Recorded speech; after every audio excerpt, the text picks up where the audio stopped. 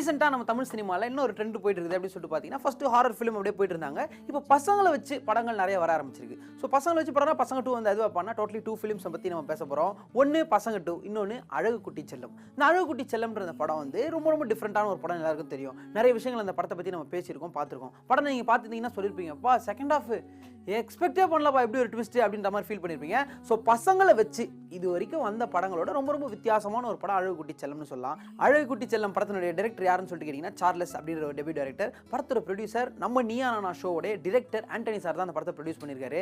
நீயா நானா ஷோவே பார்த்து பார்த்து பக்குவமாக ஒரு சின்ன டாப்பிக்காக இருந்தாலும் இப்படி மாற்றலாம் அப்படி மாற்றலாமான்னு யோசிச்சு செதுக்கிற ஒரு சிற்பி அவர் கை காசு போட்டு உண்டியெல்லாம் உடச்சி ஒரு படம் எடுக்கிறாரு அப்படின்னா எவ்வளோ சூப்பராக எடுத்திருப்பாரு. ஸோ இந்த சூப்பரான படத்தை ஒரு ப்ரிவியூ ஷோ போட்டிருந்தாங்க. நம்ம விஜய் ஸ்டார்ஸ், அப்புறம் சாதாரண ஸ்டார்ஸ், செலிபிரிட்டிஸ் எல்லாரும் வந்து பார்த்தாங்க. இப்படி எல்லாரும் பார்த்துட்டு அந்த படத்தை பற்றி என்ன சொன்னாங்கன்றதை இப்போ நீங்கள் டைம் பாஸில் பார்க்க போறீங்க.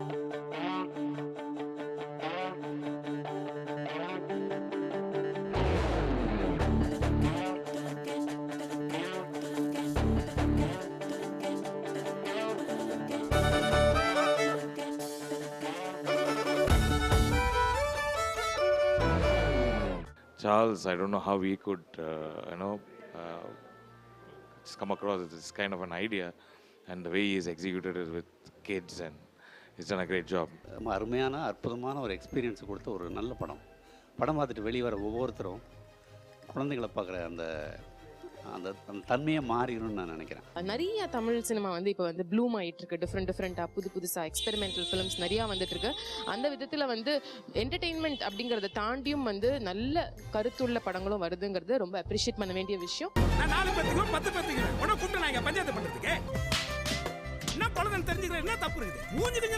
அழகு குட்டி செல்லம் படத்தில் வந்து அழகு குட்டி செல்லம்ங்கிற பாடல் பாடுறதுக்கு எனக்கு வாய்ப்பு கிடச்சதில் நான் ரொம்பவே சந்தோஷப்படுறேன். இதோட லிரிக்ஸும் மெலடியும் வந்து there is a lot of truth in it, and நிறைய அம்மாக்களோட மனசில் ஓடிட்டு இருக்கிற வார்த்தைகள் தான் நினைக்கிறேன்.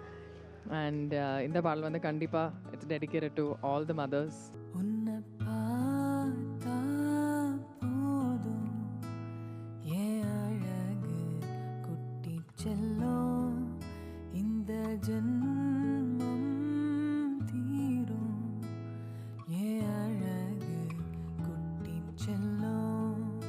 சிம்பிளான ஒரு விஷயங்கள், அந்த ஒரு வேல்யூஸ் இன் லைஃப்பை திரும்ப திரும்ப ஞாபகப்படுத்துகிற மாதிரி சிம்பிளான விஷயங்களை திரும்ப யாராவது நமக்கு ஒவ்வொரு வாட்டி சொல்லிக்கிட்டே இருக்கணும் இல்லையா, அந்த மாதிரி திரும்ப சொல்கிற ஒரு படம் தான் இது. It is such a nice movie.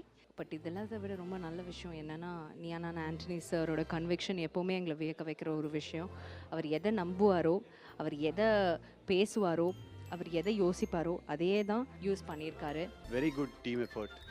Sunland cinemas Rajathanthiram படத்தை ரிலீஸ் பண்ண ப்ரொடியூசர்ஸ் அந்த படத்தை ரிலீஸ் பண்ணுறாங்க. I wish the entire team of Azhagu Kutti Chellam, all the actors, all the best.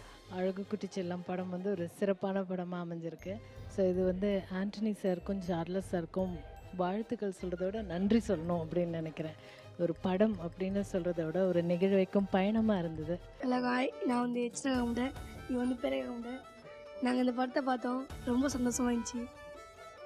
ஆனால் இன்னும் தேட்டரில் விட்டால் நானும் இன்னொரு வாட்டி பார்ப்பேன். ரொம்ப சூப்பராக இருந்துச்சு படம், ரொம்ப மெர்சலாயிட்டு. இந்த படம் வந்து எனக்கு கொஞ்சம் கூட போர் அடிக்கவே இல்லை. என்ன தான் நடக்கும்ன்ற ஒரு இன்ட்ரெஸ்ட்டை தான் கொடுத்துட்டு இருந்தது அப்பத்துலேருந்தே. நான் ஸ்டார்டிங்லேருந்தே கவனிச்சிட்டே இருந்தேன். என்ன தான் நடக்க போகிறது முன்னாடியே தெரிய வைக்கிற ஒரு படம் இல்லை, எல்லார் மனசுலையும் ஒரு உணர்வை ஏற்படுத்துகிற ஒரு படமாக தான் அது இருக்கும். இந்த படம் வந்து ஒரு பிறப்புக்கான ஒரு அர்த்தத்தை வந்து ரொம்ப அழகாக சொல்லுது இந்த படம். இந்த படம் முழுக்க வந்து ஒரு குழந்தையோட புன்னகை, ஒரு குழந்தையோட அழுகை, ஒரு குழந்தையோட ஸ்பரிசம், இது எல்லாத்தையுமே வந்து உணர முடியுது ஒவ்வொரு காட்சியிலையும். மெர்க்கரி நெட்வொர்க்ஸ் மூலமாக வெளியில் வர எந்த ஒரு படைப்பாக இருந்தாலும் அதில் வந்து பெரும்பாலும் வந்து ஒரு சமூக கண்ணோட்டம் ஒன்று இருக்கும், ஒரு அழுத்தமான ஒரு கருத்து ஒன்று எப்பவுமே இருக்கும். இந்த படம் வந்து ஒரு நல்ல ஒரு அனுபவம் அப்படின்னு நான் நினைக்கிறேன்.